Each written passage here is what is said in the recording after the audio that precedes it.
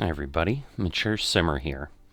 So welcome back to another installment of the Non-Aviator Flight Sim series.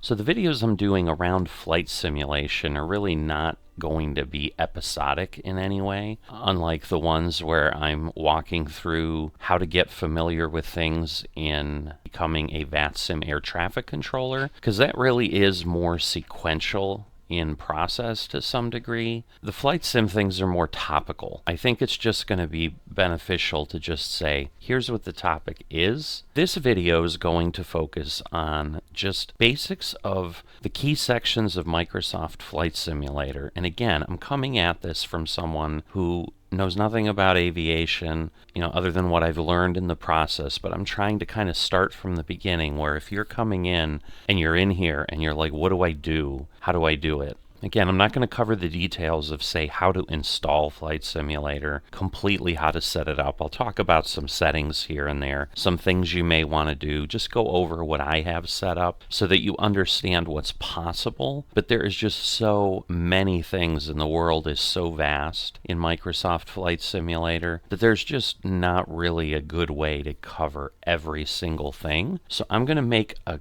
good old college try here of giving you enough. But as always with this series, if there is something and you are getting into this and you're new to this, you don't have the aviation background, and you're like, I'm just afraid to go do this or that, or help me with that, because these aren't sequential, I'm not really beholden to, hey, I'm doing something in any order. If there's a topic you want me to cover, shoot me a note. More than likely, I will get a video out pretty quickly on that topic if it's something we've not covered. All right, so the one thing I will cover about installation of Microsoft Flight Simulator, because I know there have been complaints for this on Steam, because people will buy it again, especially probably folks like us who've never tried it, and then will get in and maybe realize, okay, this is more than I thought or whatever. Well, Steam has a policy that they will not refund anything that you've spent more than 2 hours in. I ran into that myself when I bought Airport Sim and tried it, gave it a try. It took forever to just get through one mission of it, and then I wasn't sure I wanted to keep it, and I already had like 4 or 5 hours in it, and they refused to give it back. When you load Microsoft Flight Simulator, because of the sheer size of what it has, it's going to take you more than 2 hours just to install it. You're going to get the base install. That'll go pretty quickly. But the first time you fire up Microsoft Flight Simulator, it's going to load, I think it's close to like 300 gigabytes of files that it has to download or something. I mean, it's some insane number. It takes a while. So I would recommend, if you're doing it, go ahead and prepare for that. One of the best things to do would probably be start it up before you go to bed and let it do its thing overnight, so that you can come to it in the morning or the next day, and then it'll be ready to go. In the course of that, again, as a non-aviation person, there's 3 versions of Microsoft Flight Simulator available. There's a standard, a deluxe, and I think it's a premium or a premier version. You get some additional airport scenery with each version, but the biggest thing is you get different aircraft types. And my view as a non-aviation person was, a plane kind of is a plane, kind of is a plane, and I saw there was enough variation in the standard planes that I'm like, I've got airliners, I've got little prop planes. I now know those are known as general aviation planes.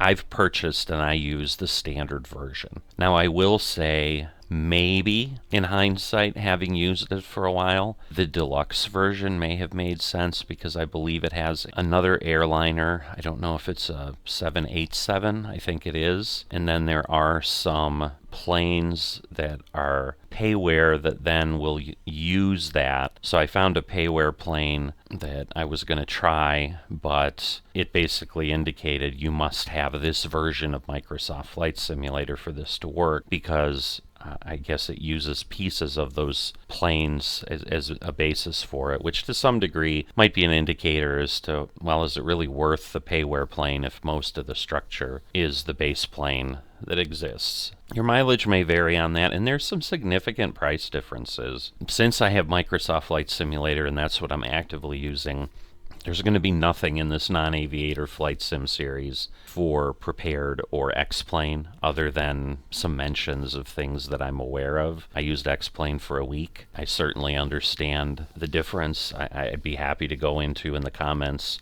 what I didn't like about it and what eventually drove me to Microsoft Flight Simulator. I think I may have talked about that in one of the other introductory videos to this series. Those are kind of the key things you need to know as you get in. Once you're up here, what you're looking at here is kind of the main menu. These tabs are how you go do some of the main things. We're not going to go into all of them. That will turn this video into an hour and a half long. This is the welcome screen. The next thing we're going to quickly look at is options. So one of the things I do like to do is change the display mode to full screen, and I will also say it was more Flight Simulator than anything else I do that got me to finally decide to go with a multiple monitor gaming setup. The screen you see in any of my videos is my center screen. That is what I record off of, but then I have a screen on each side where I may have other things running when I fly. I find that substantially simpler than alt-tabbing back and forth. This first thing is where you're going to set object level of detail, terrain level of detail. Again, I'm not going to go through every single setting. These are important because basically the higher these are, this is the ground level, these are the objects around or on the ground. So clouds, basically everything under here is really kind of the terrain level of detail. Everything below this slider is the more the object level of detail. So you can see it's kind of like shadows, this, that, and whatever. People have different decisions on depth of field, motion blur, so forth. The other thing that's important in the general settings, depending on what you do, is traffic. Microsoft Flight Simulator will let you pull traffic in, but you can see, I have everything off because if I use things, I'm usually using what's called an injector, which basically is a third-party piece of software that will populate the sim with traffic. So if you haven't taken a look at, I think, episodes maybe 6, 7, and 8 of my NASCAR series, I'm using PSXT with real traffic to test that out over a 24-day period there. And so you can kind of see how that works. But on the data tab here too, the live real-world air traffic needs to be off for that. Multiplayer also will then determine if you're going to see other players that are around your area that are playing at the same time.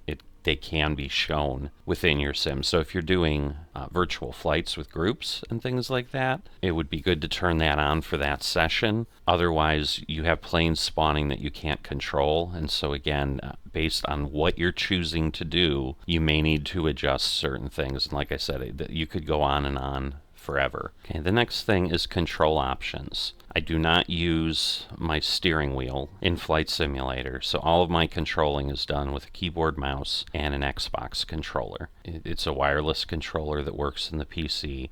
And so the really nice thing with Microsoft Flight Simulator is it's basically going to only show by default. As you can see, the filter over here says assigned. It's only showing me the options where I have a button or a control assigned to it. You can change that if you want to see everything so that you can decide what you want to assign things to. But as you get more familiar with the settings, you can just search by name, and then whether it's assigned or not, it'll come up. But some of the controls I'm doing on the controller, some I'm doing on the mouse. So again, the looking around and so forth is done that way. On the keyboard, there's less camera things, but there's more kind of the flight control surfaces. So again, we could spend an hour or more probably just in all the controls. Far, far too much to get going. But if you have any questions, I'll do my best to answer them. And finally, the last thing is you have to determine on the assistance options what you want to do. So you can see I have custom, can do basically, as you can see, kind of all assist, middle ground, true to life. I am very close to true to life at this point. You can see like navigation aids are set to hard because basically everything's off. I don't have things appearing by default when you load the system. You're going to see paths in the air. You're going to see that's the landing path. And as you're highlighting this, you can see the description changes. So it says adjust whether you want a series of on-screen markers to guide the optimum approach path during free flight. And what that basically does is you have these rectangles or squares in the sky that you basically fly through to say, yep, you're going down the right landing path. And then the taxi ribbon, hey, I don't know how to get around the airport, you can have it basically put arrows down on the ground, and then you can follow them. But because I use a lot of add-ons that help me with that, I don't need that anymore.